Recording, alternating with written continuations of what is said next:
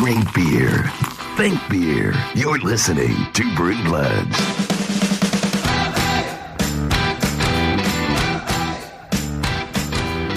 The oil of malts and juice of sprightly nectar have made my muse more valiant than Hector. That from writer Richard Brathwaite in the Barnabae Itinerarium from 1638. That is the most elitist quote that you've ever posted. I know. I handcrafted those two. Those few letters are, and I always adhere to the style Those of the few era. letters have you. They have me, and I have them. Have I handcrafted them? Have I? Yay, yay, yay! I say, not an A. Sounds like the Old English. I know you don't watch the show, but they're trying to do an American Horror Story that's terrible. Aren't they all terrible? That's what I've always heard. Well, I'm saying the Old English they're trying is especially terrible. Oh, I thought you meant the show was terrible, which is what I've always heard. The first couple seasons were pretty good. It's pretty bad after that, though. So are they doing like Downton Abbey meets American Horror Story? It's based on some, I guess, authentic thing that happened in one of the Carolinas, and it's haunting this house, and it's like Kathy Bates, and these people are from part of the Pilgrims or something, and they try to speak in this Old English, and it's just not... It's not very good. Is that the Roanoke colony? That was it, yeah. Well, it's a yeah. Welcome back to episode... welcome to episode 74 of Brew Bloods. Welcome back to the show. They just came to this episode, so you can't welcome them back. True. I mean, unless you paused it in the very beginning and then you restarted it, then welcome back. But we're going to continue to ignore you. Right. Welcome to the show, and welcome back to episode 74. Haha. We are here once again in the lovely true. Brew Blood Studios to drink beer and think beer. We are dog-free this time. We're not there, we're here. We are here, not over there. Right. And hopefully the mic quality is a little bit better. And it's now, it's not then. But when will it be then? Soon. Let's talk Another about... updated reference, Spaceballs for the More for the millennials. Yes. So let's talk about some sad news we've missed the last couple of weeks. And again, pull out your tiny violins. Stone Brewing Company. They have decided that they are going, or they did, I'm sorry not to go into, that they did lay off 5% of the workforce in the U.S. They decided that they did do that? They decided they did do that. They decided to lay off 5% of the workforce. And they basically are blaming it on a couple of things. The pressure from Big Beer.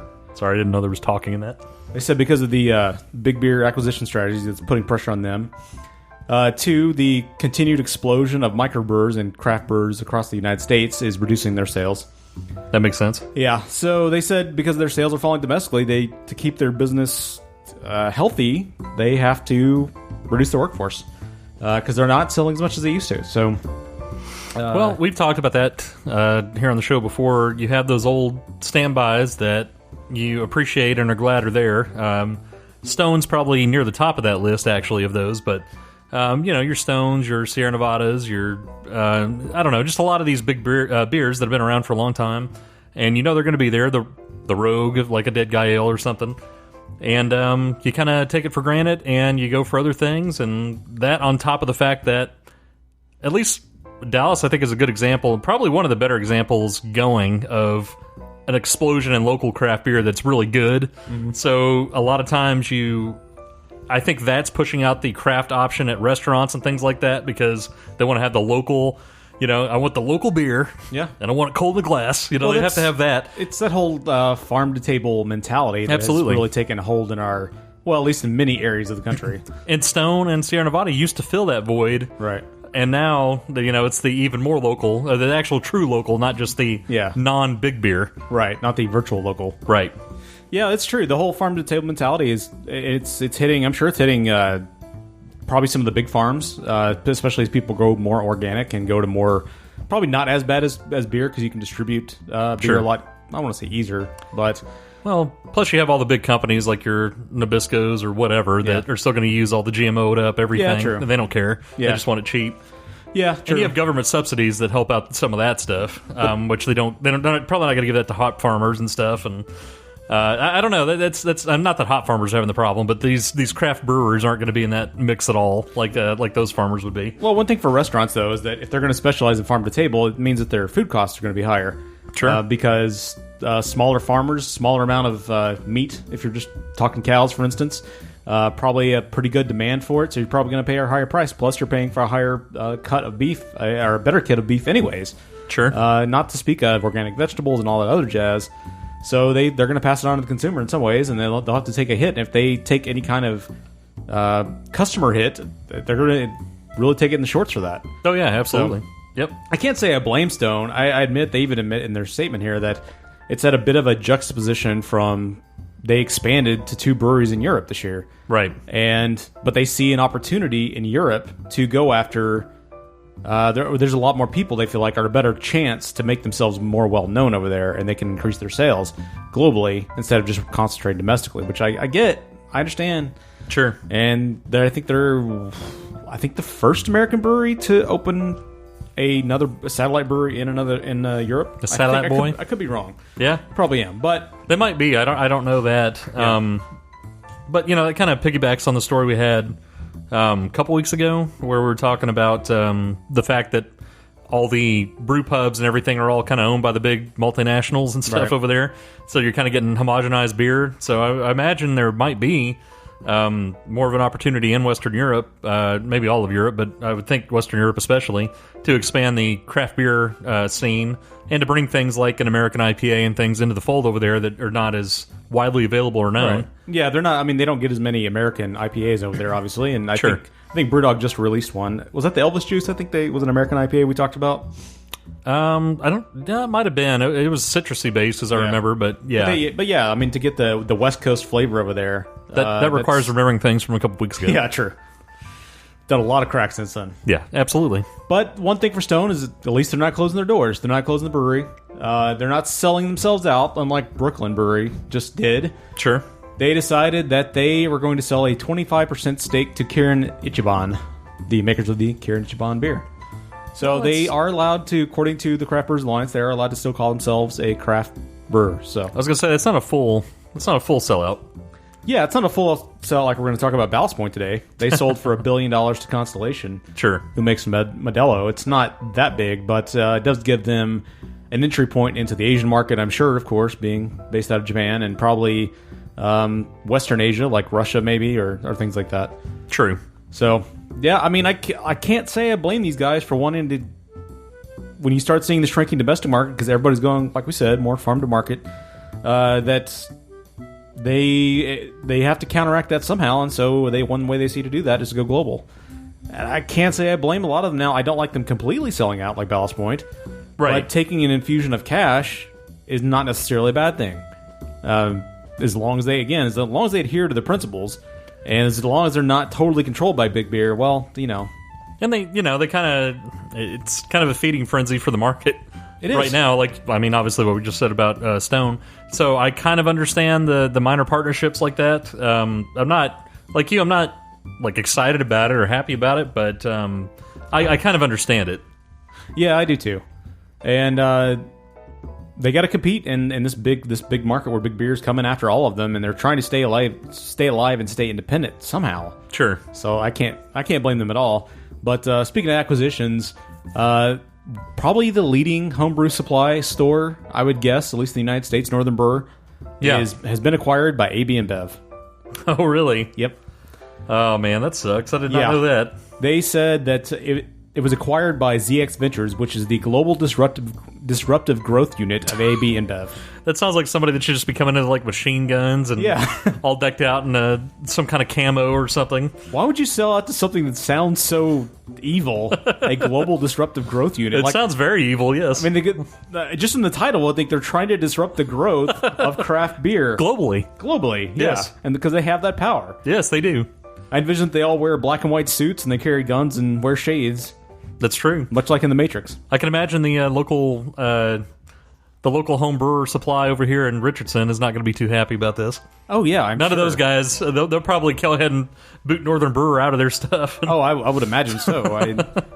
They say that this is about growing their company and providing their customers with unparalleled opportunities. This deal will make us stronger and able to pursue our passion with even greater focus, better tools, and ingredients. Yeah, we'll see about that. Well, see, it's weird to me. I mean, maybe they're in the same boat as craft brewers are, but I would think they wouldn't be, because I would think the supplier of people that want to homebrew, I would think that would be an industry that's growing because more people are interested in craft beer. Yeah, so I'm kind of surprised they would need to do this kind of sellout. I kind of am surprised that they would even attempt to make this move, given the market that they serve of an indie crowd that will accuse just about anybody of selling out. And this is for a site that's supposed to celebrate the punk band, so to speak, to use a metaphor, is totally selling out to A&R. You know, it's a total sellout. Yeah, how did they sell out to the man out of a lot of these companies? They seem like the one that wouldn't do it. The only way they could do this is if they want to start distributing or selling to, I don't know, more like European markets or something. But I guess, why do you need AB InBev's cash for that, you know? Yeah, like I say, I feel like this is a different category than... I agree. You know, like Brooklyn or whoever else has done it. Didn't Founders also sell part of their stake too? Yeah, I can't remember who they sold to. But whoever it is, like there's people that are selling like a 20-25% stake for expansion, and where they're actively selling a product that needs shelf space in a market that is saturated by several different sources. Right. I think that's different than Northern Brewer, who's, like you said, like the biggest of the big dogs in home brewer supply. And I don't feel like there's going to be like a ton of home brewer supply companies popping up and saying, I want a share of that huge market.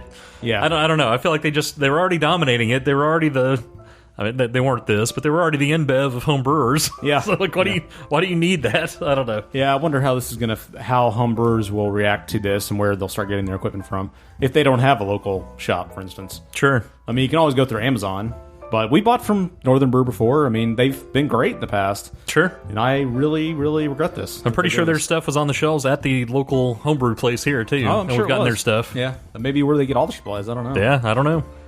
Hopefully there's other sources. But yeah, so many acquisitions, so much sad news. But hopefully we can move on to something a little more happy, although we're talking about another acquisition. We are. From Constellation Brands, we're talking about Ballast Point. Ballast Point.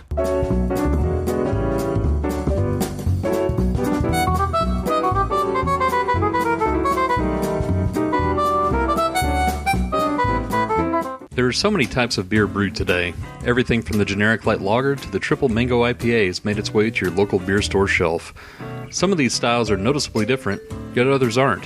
Two common basic styles that many of us have issue distinguishing from one another are the classic porter and its big brother, the stout. The first of the two styles to make an appearance was the porter. This showed up in London in the 1700s. The dark, medium-bodied beer was a hit amongst the strong, portly workers who drank it. Hence came the name porter. But as with anything, these porters were not the end of the beer experimentation. Brewers quickly wanted more body and more alcohol. From these desires, a stout was born. A stout, in its original form, was just a strong, stouter version of a porter. At its conception, it was even called a stout porter. The reason people have issue with keeping this formula straight today is the fact that brewers have since crossed the paths of porters and stouts. Many craft brewers have created porters that are stouter than your average stout, and vice versa when it comes to stouts. Some brewers still determine the difference based on the malt that is used within each style. Porters generally use malted barley, and stouts unmalted roasted barley. This is not a hard and fast rule in the industry, however. In the same way some pale ales taste more like IPAs, and vice versa, the porter and stout dividing line has blurred dramatically since the stout's creation. The brewers themselves often cross the lines of the source material, making it difficult for the nerdiest beer nerd to fully define why a beer is called one or the other. The debate rages on, so grab your favorite stout porter or portery stout and discuss.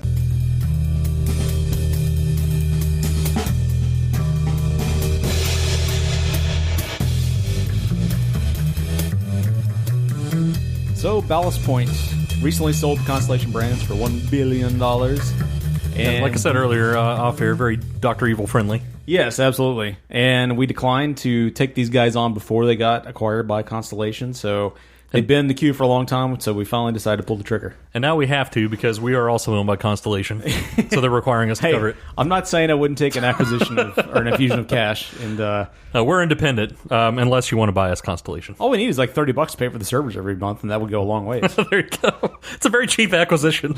Sure. Something that gets us out of the red would be nice. We'll talk about Batch 19 again. Sure. That's more Corzy, but Negro Modelo is great. It is the best beer of all the Modelos.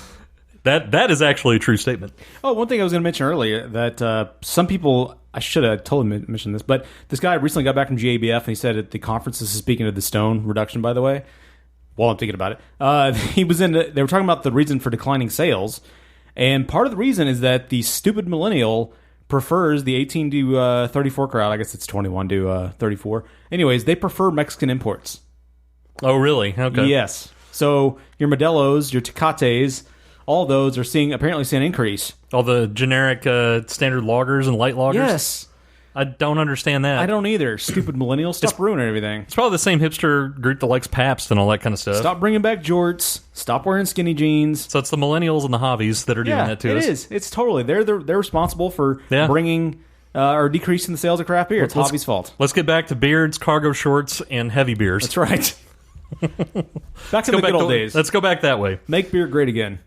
Now, Ballast Point, they remind me in one way of our little local brewery called Lakewood, and the fact that I feel like their big thing that they do is they like to experiment with their one big IPA, which I think anybody who has any Ballast Point exposure knows about the Ballast Point IPA.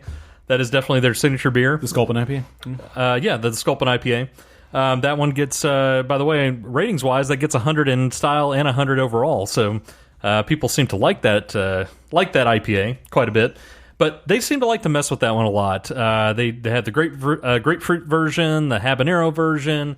I believe they add watermelon to that one and their double IPA. They seem to mess with it every which way they can, basically. And that's probably going to be the one you're going to get the most exposure with. You're also going to find those in the cans at your standard Kroger or 7-Eleven and stuff. Ballast Point's a very common one to get based on their Constellation Brands acquisition, I believe. And by the way, probably our arch nemesis as far as beer breweries go, at least so far, because they employ lots of fruit. And everybody knows we don't stand for fruit. Well, I mean, if we smash the fruit and then they use the fruit, I guess it's kind of a good... if we do it, though. Yeah, that's true. They're employing fruit. Oh, that's true. They do employ fruit. That's not as good. Yeah, I hear they treat them like Wagyu cattle. It's a bunch of Fruit of the Loom characters eating Wagyu beef, roaming the grasses, free range all day until they're ready to be killed.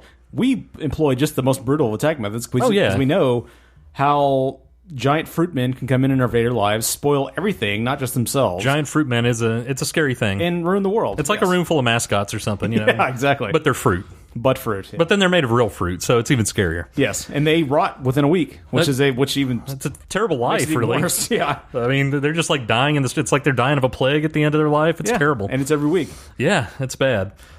The two really common ones that they have are the Sculpin and then the Ballast Point Big Eye IPA. So they're definitely IPA fans. The Big Eye IPA gets a 97 overall and 98 in style.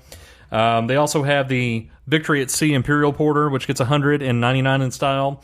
Then, like I said, they have the Grapefruit, which gets a 99 and 100 in style, which I guess it does fit the IPA style. We can touch on the Grapefruit here in a second, but they have the Dorado Double IPA Imperial IPA, which gets a 99 and a 97 in style. They have an amber ale that's actually in their top 10 that gets a 90 and 98 in style. And then they have the Sea Monster Imperial Stout, which is 98 and 97 in style. I think that's the first time I've ever seen an amber rated that high. Yeah, I know. And for me, I've had most all of these at some point.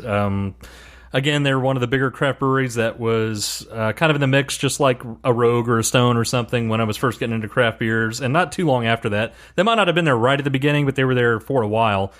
And I've always kind of liked them. They seem like this amber notwithstanding, I've always thought of them as an IPA or a porter company, and that's pretty much it. You're going to get a really big porter, you're going to get a really good IPA or a strong IPA. Right. When I say really good, I think they've missed on their off-brands like the Grapefruit. Honestly, I think you agree with me on that it just doesn't taste much like grapefruit.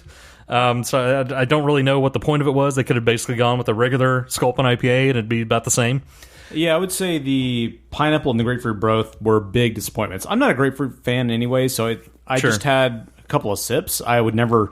If we had to rank the fruits of least evil to most evil, grapefruit is the big bad.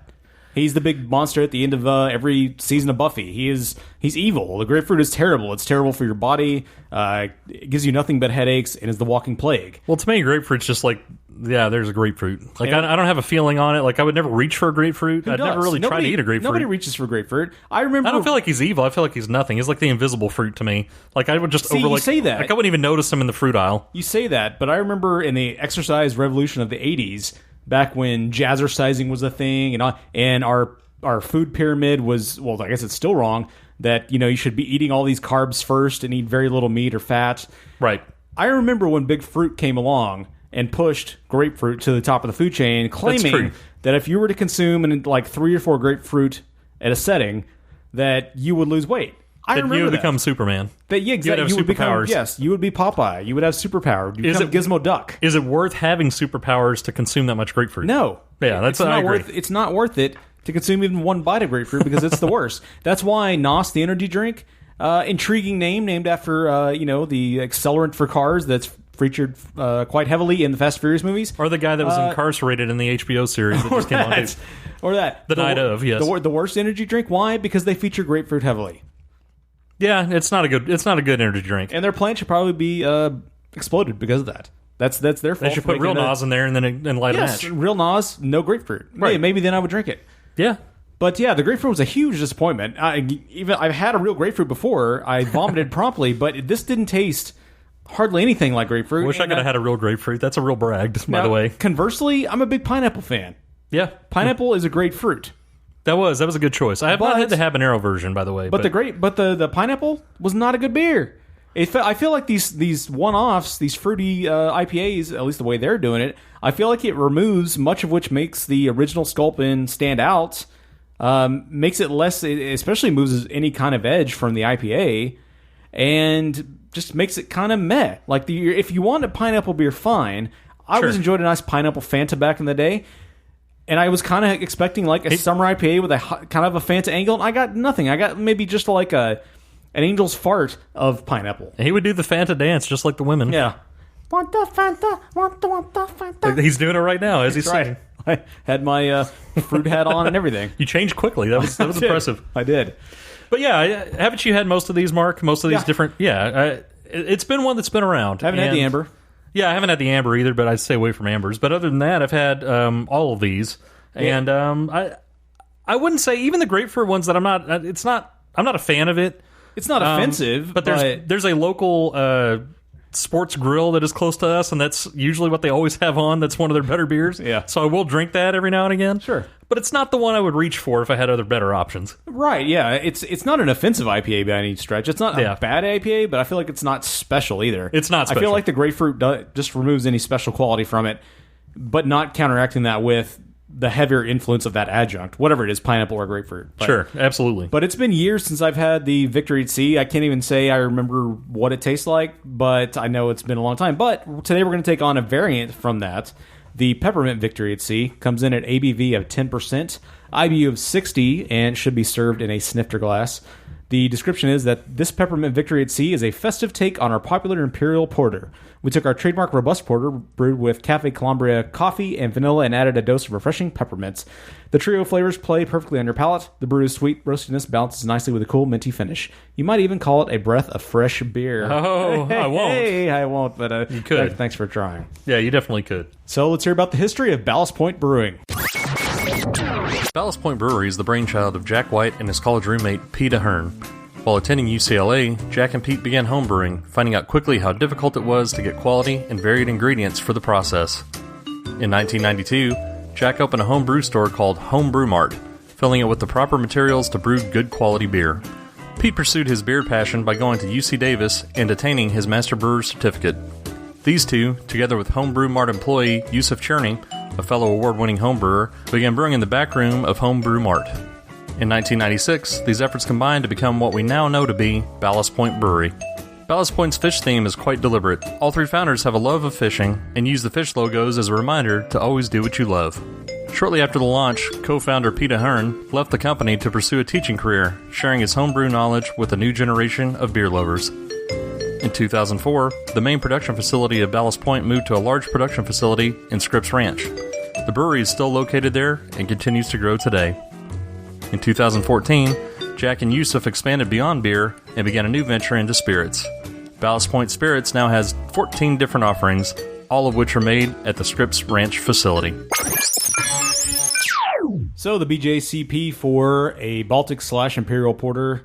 I know that Ballast Point says they based it on the Robust Porter, but BJCP puts it as they even call it an Imperial Porter on the bottle.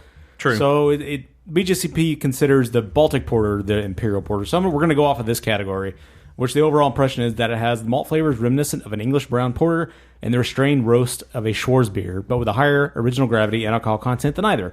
Very complex with multi-layered flavors. Commercial examples include the Ballast Point Victory at Sea, Evil Twin, Imperial, Donut Break, and the Deschutes Black Butte. That's kind of how I like to describe you. Is you kind of have a restrained roast of a Schwarzburger. A Schwarzbier. Schwarzbier? Yes. Yeah, did I say burger? Yeah, beer. But without going for that, no, I go all the way to burn. Yeah, that's true. I'm a total, once you get to know me, I'm total burnt toast. Inside and out. That is very true. Black in the soul, black outside as well. I have this black cloud around me constantly that just strikes everybody with lightning. Pretty much. I'm the human black cloud. And then it sears everyone else, and then they have the medium roast. Exactly. After that. Yeah, medium roasted humans. So what do you expect from this beer, Mark? Well, I'm expecting something that's probably going to be smooth, but what I'm afraid of is or not afraid necessarily. I'm hoping it's not going to be. You are quivering over there. Yeah. Oh, help me! I'm so scared of this beer. What's that reference? I do not like the Schwarzbier.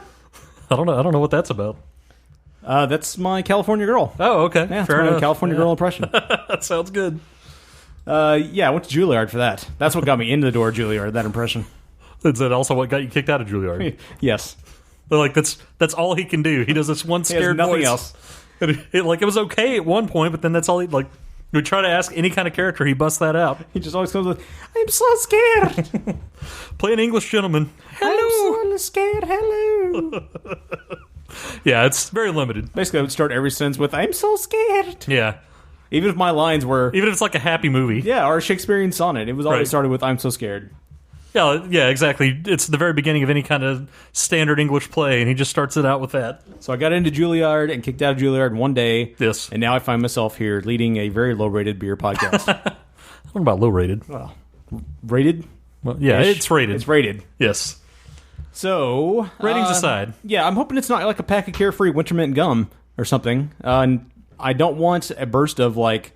I would rather see more Girl Scout Thin Mint than like a chocolatey minty, rather than something like a pack of Winter Fresh gum.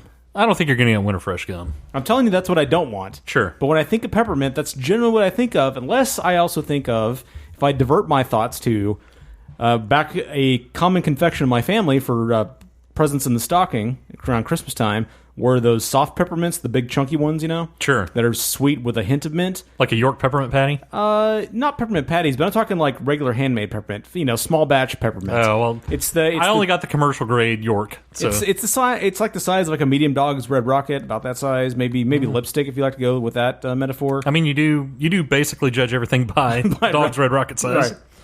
Right. German Shepherd's Red Rocket. It's really crazy when he's talking. He's like trying to do distance between cities and stuff. It's so many Red Rockets. Exactly. It's like a trillion Red Rockets from here to there. 2.3 Red Rockets from here. I thought it was only 1 billion. No, I'm talking medium-sized dog Red Rocket. But it's really confusing because nobody knows when I compare like a Chihuahua to a German Shepherd. Nobody really knows the standard size for a German Shepherd Red Rocket. So right. Yeah, it doesn't make any sense to anyone but Mark. Right, he's really the only one with the chart. All right, it's really I'm proposing that all of our mileage signs at least in this state, go to Red Rockets. That's how he's going to change. That's how he's going to get Mapsco back in the fold. Yeah, Mapsco. He's going to put Red Rocket indicator in there for the novelty. Everyone screw your metric system. Screw the non-metric systems. Let's go for Red Rockets when it comes to measurements. Everyone can agree what a Red Rocket is, but it has to be different qualifications, obviously. So true. One standard unit Chihuahua Red Rocket. Well, rockets aside. Makes things easier to say, too, when you have to name the dog and the Red Rocket. That's true. You have a different scale for each dog. Right.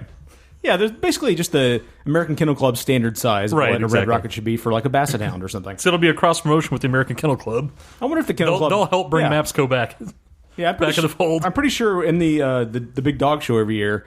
their best in show every year, that they're part of the procedures when, I guess, identifying that dog and see how well he lives up to standards is measuring the Red Rocket. Sure. Now it's going to be Red Rocket brought to you by Mapsco.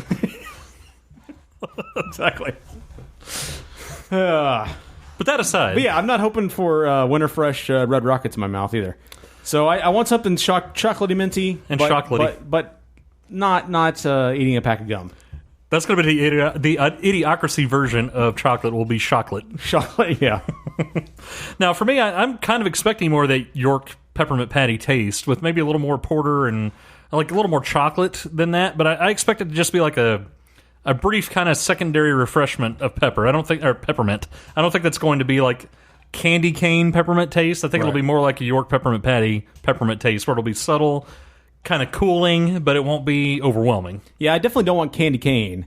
I want just standard like the Red Rocket peppermints. Right. The sweet with a hint of peppermint to them, not 90% peppermint, 5% sweet, 5% some other substance we can't identify. No, I'm gonna assume it's subtle. Well, not subtle, but it's going to lay nicely amongst the other flavors of the Victory at Sea beer. I'll put it that way. The aroma for this beer should be rich to malty sweetness, often containing caramel, toffee, nutty to deep toast. Complex alcohol reminiscent of plums, prunes, raisins, cherries, or currants, occasionally with a variant port-like quality, no hops, no sourness, very smooth. What's a deep toast? Like it's almost black toast, but it's not light toast. It's not even medium. It's somewhere between medium and dark toast. Oh, okay. So I just call it burnt toast. If you don't touch me, but you're not a Red Rocket away, then you'll get deep toasted. So is deep toast like a nice way of saying burnt toast? No. Burnt toast is burnt toast. Oh, okay. I mean, that's bitter. Deep toast, again, is somewhere between medium and burnt. Okay. He's chocolatey. Yeah. Okay, fair enough. I think I get the scale now. There's definitely a hint of this. To me, this definitely smells a lot like the Lakewood Sin Mint, which is a lot like the Girl Scout Cookies Thin Mint. It's not as strong as that. It definitely has a more pepperminty smell, more balanced than the Sin Mint does. Now, as someone, not to brag, but that has had a Victory by Sea not that long ago, a regular one, it doesn't taste that, or doesn't smell that different from that. It has a little bit of a, like you said, it has a little bit of that thin minty aroma as well, but a lot of it is the regular Victory by Sea smell or aroma, which is not a bad thing. You definitely get the deep toast, chocolatey notes to that, with a strong malt profile to that. But I feel like the peppermint is it's there, but it's kind of subtle. It's real subtle. It's a popcorn fart on the top of the taste or the odors, so to speak. Yes. The odors, yes. Odors. The aromas. Odors has such a bad connotation, negative connotation to it. I know. We had that. We've tried to get you off the odorous talk, but you just keep going back to it. That's your thing. But the peppermint is very, very light. Now, the appearance should be dark reddish copper to completely brown, but not black. The should have a thick, persistent, tan-colored head, clear, although darker versions can be opaque. This is pretty much completely opaque.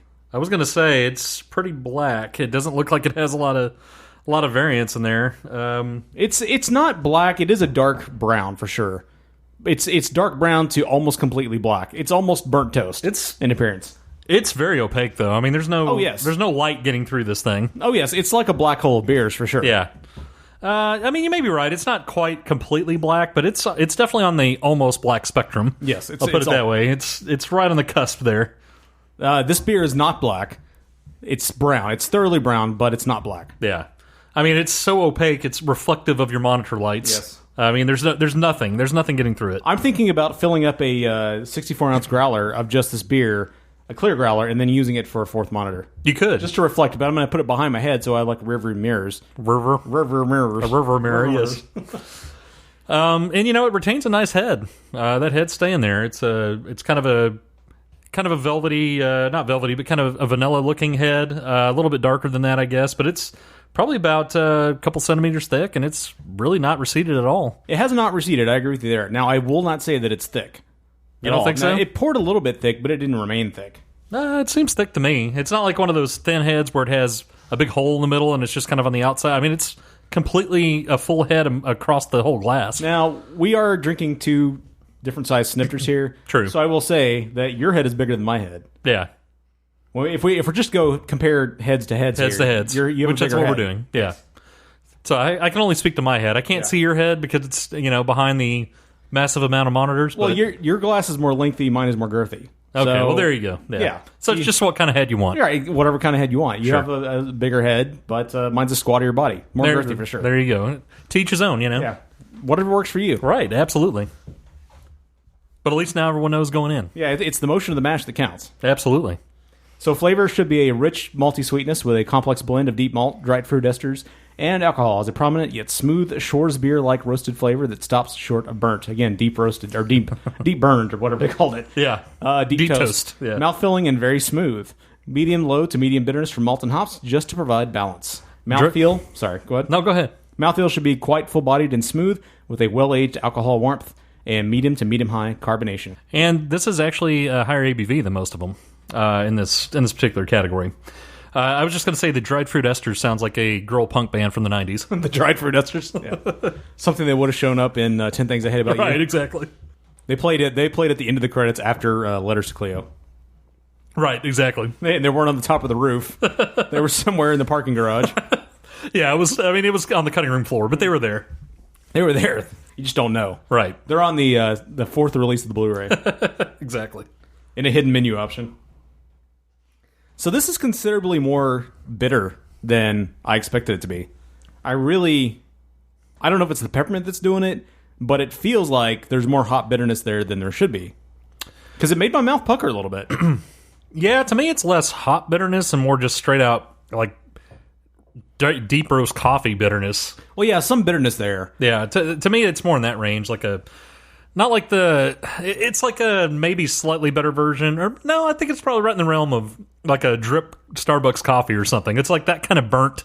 It's that kind of burnt bitterness. You're right. It's a lot like the typical Starbucks coffee, and then it has that burnt. Like you walk into Starbucks, it smells nothing like burned coffee. Yeah, you drink one, the remnants, it's just burned coffee. Right. You're absolutely right. This has got the burned coffee edge to it, and I'm not really enjoying this.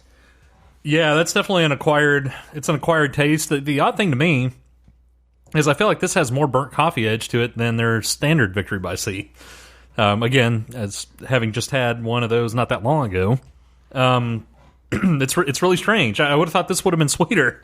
And I'll be honest, I feel like the peppermint's getting pretty much totally lost in the burnt flavor. Yeah, for a beer that's not supposed to have, it's supposed to have deep toast, but not being burnt. Mm-hmm. I think this is pretty well burnt. I mean, it's got a little nutty front end, a little bit, but it's mostly deep. It's mostly deep toast. The burn there is overpowering. Yeah, it really is. That's so strange to me. I mean, do you get any peppermint out of it? Just lightly on the top, but here's the problem: is it almost takes on, compared when you have such a strong edge and almost acidic type feel to it. It really the more astringent notes of the peppermint come forward and they kind of make like this in contrast with the burnt flavors, like a soapy. At least to me, a soapy-esque quality. Like if you've ever, like you, as one is wont to do when you want to clean your insides out, you drain a whole bottle of... When you just drink a bottle of Dawn? Yeah, you just drink a bottle of Dawn. Sure, yeah. As your evening cocktail. That's kind of what it tastes like, except I almost think I'd rather drink Dawn. At least speaking right now. Now, see, I'm not a fan. You and Travis the Viking are more craft coffee than I am. I drink Newman's Own organic. Your K-Cups. K-Cups. It is Newman's Own organic, but it's a K-Cup. I don't go to everything else. He's a K-Cup guy. We're not just talking about coffee. Yeah, exactly. Now, I'm not a Folgers drinker, so I'm a little bit off of that edge, but right. I'm not as far into the craft as you guys are. So I'm not as offended by the burnt flavoring, but it's kind of why I like the coffee down the street from a local coffee place. I won't just throw it on the air, but you're just like the women who are going to vote for Trump, as they say, the ladies who wear those T-shirts that say Trump can grab my hoo-ha. Right, exactly. Things like that. That's what you remind me of. You're like, they're saying the full word now on TV all the time. Maybe we can say it. I don't know. Maybe we can. They can say it on Saturday Night Live, but we're still on iHeartRadio. Radio. We're playing to the kids here. We're a show for kids. I heard Right Wing Radio say it. I heard them say it on CNN. White Wing Radio. Yeah, White Wing Radio. So I think if they can say it on CNN and on broadcast air, maybe you can. But anyway, we'll go ahead. Maybe, but we won't push the envelope. Primarily, we are a show for kids, first and foremost. That's true. Adults are our second Beers market. for kids. Yeah, beers for kids. That's our push. That's what we're about. That's what we like to push. That's what we do. It's not what we're doing today. No, we're not doing that today. But our primary goal is to push beers on kids. So we're speaking to the youth here, so let's keep it clean. Yeah, the youth likes clean, right? The youth likes it clean. Isn't that hip? They would rather than be vulgar, use metaphors. I've heard it's hip to be square. I've heard that too. I think that's another modern song. There's nothing wrong with Huey Lewis in the News. No, there's nothing wrong with that at all.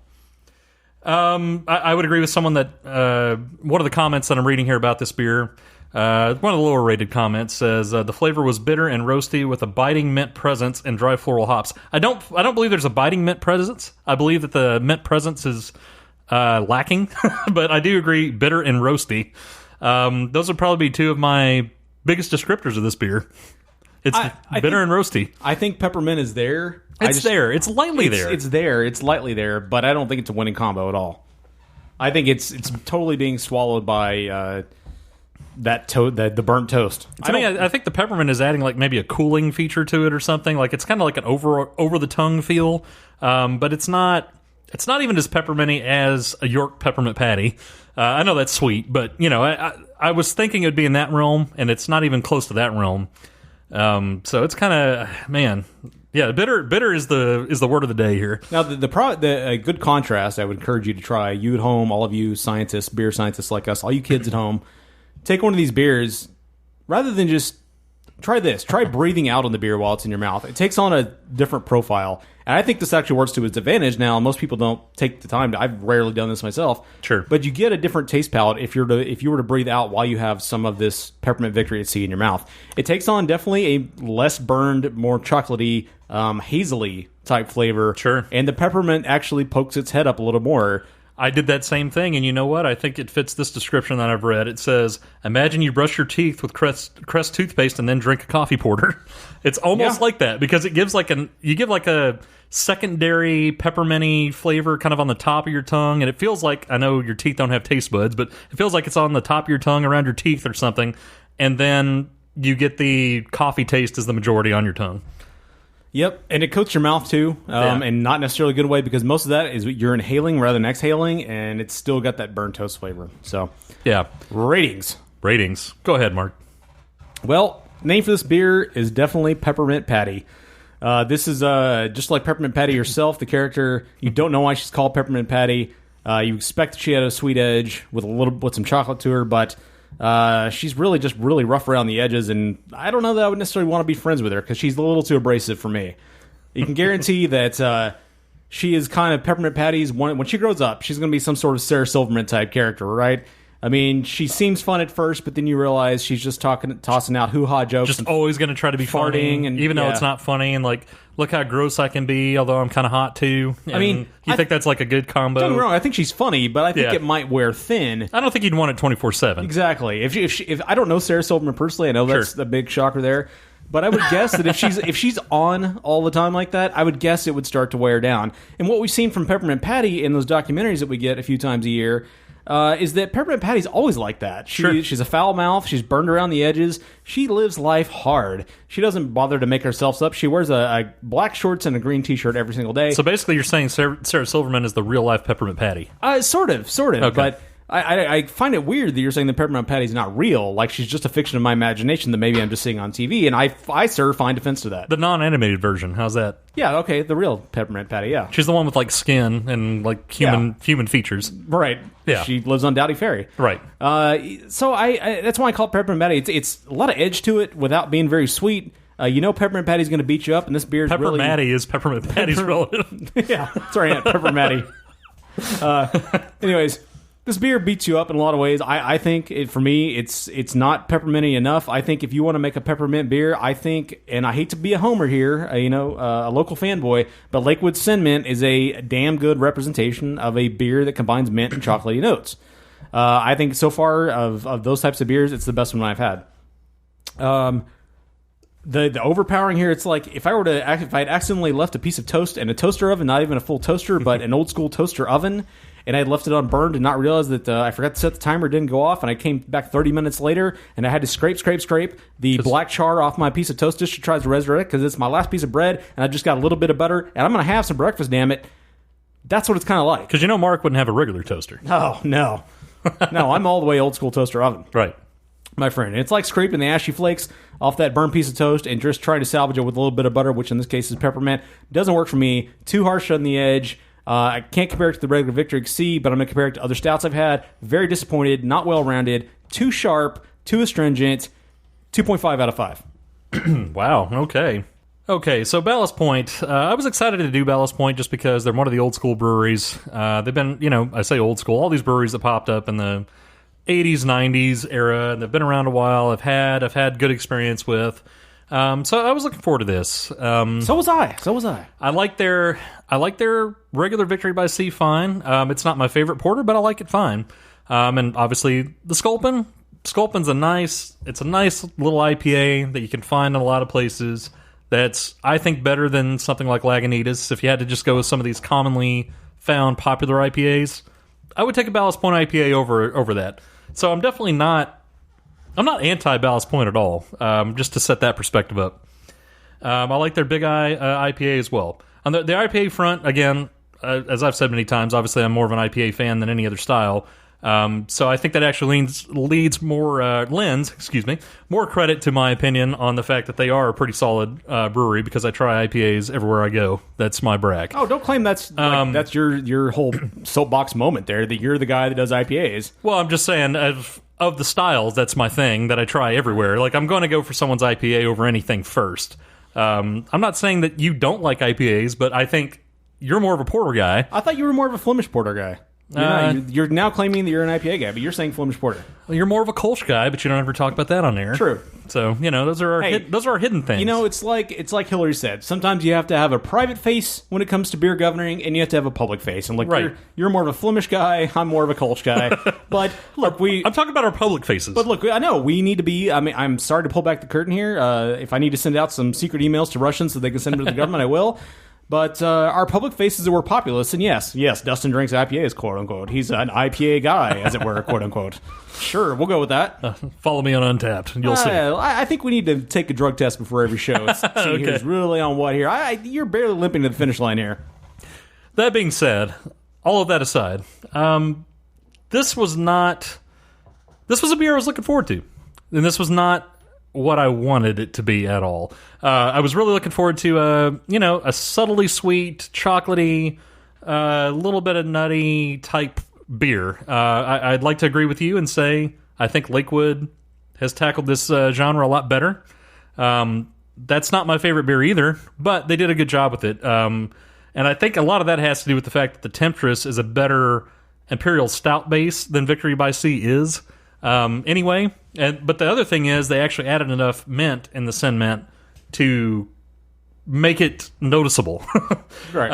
I'd like to agree with Air Force Hops guy on Rate Beer and say I do feel like this is brushing your teeth with a minty toothpaste and then drinking a coffee porter. Yep. And a bitter coffee porter at that. I think that is definitely the best description that I've heard of this beer in my limited experience reading comments on websites about beer. Exactly.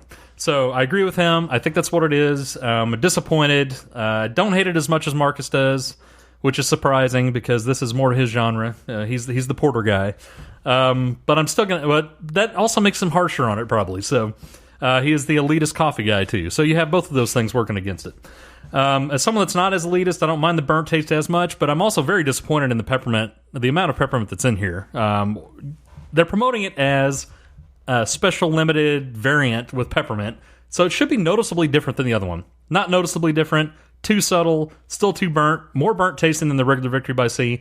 So I give it a 2.75 out of 5. Giving us a final score of... 2.625. I think we definitely, when you compare it to, I don't even know if we talked about this, the Rate Beer and the Untapped scores, I think we definitely came out on the low end of those because Beer Advocate gives it a 90, Rate Beer gives it a 97 overall, and Untapped gives it a 3.77. We're below all those by a great deal. I think we're... Yeah, we're pretty counter to what everyone else is saying about that, and I think you're right. I don't think we did cover those. Yeah, 3.77. Anything over 3.5 I expect to be decent. Yeah. Over 4 I expect to be really good. So, and I find it hard to call this... I mean, I hate to say it. Again, I was looking forward to this as well, but I find it hard to call this beer decent. It's okay. It's okay for maybe one tiny sample of it, but I can't... I think I can give it decent, and that's as far as I can go. Yeah, that's about as far... Yeah. If you're breathing out on the beer, it's actually pretty good. But if you're breathing in, as we usually do... If you like to breathe, then you're going to get those... coffee mixed with toothpaste notes. Thank you, Air Force Hops guy on Beer Advocate or wherever you were. Rate Beer. Rate Beer? Yes. Yes, total apt comparison. So, anyways, thanks for listening to the show. Thanks for listening to the Brew Bloods. If you're not subscribed to the show, you should be. It comes to you every week just for free. There's no cost involved. Just helps you ensure that you get the show every single week. Just go to brewbloods.net for all the links for that.